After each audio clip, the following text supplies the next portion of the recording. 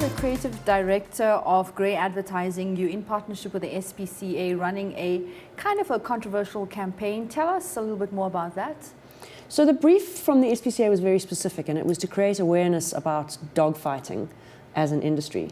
And we had a very simple piece of information to communicate, which a lot of people don't know, which is that dogfighting doesn't take place in back streets, in poor areas in the middle of nowhere.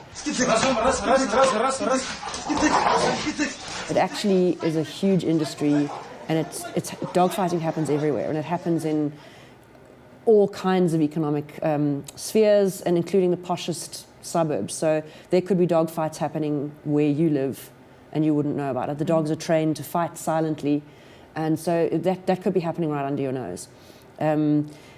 The SPCA has a very, very dedicated unit of people who act on tip-offs, they do raids, they also prosecute cases, and they needed support. And donations were down because it just wasn't top of mind. Did they approach you for assistance? Yes, so we have a good relationship with the SPCA. We've done some work for them before, and we have a bunch of very passionate animal lovers who feel very strongly about this issue. So it felt like a very natural partnership. The SPCA doesn't have, so it was pro bono from our side.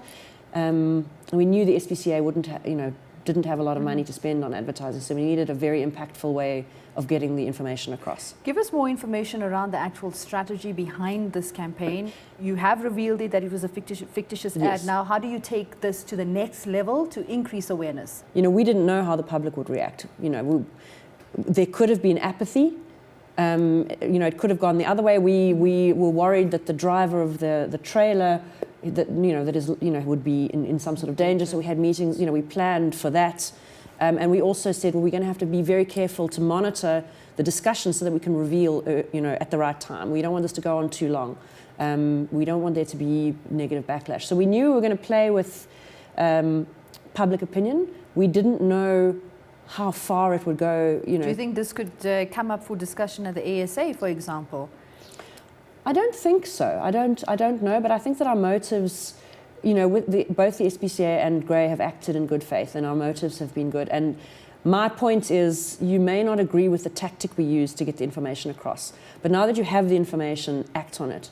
Donate, go onto the website and find out. There's a whole lot of pointers that will give you clues as to whether or not there's illegal dogfighting happening in your area.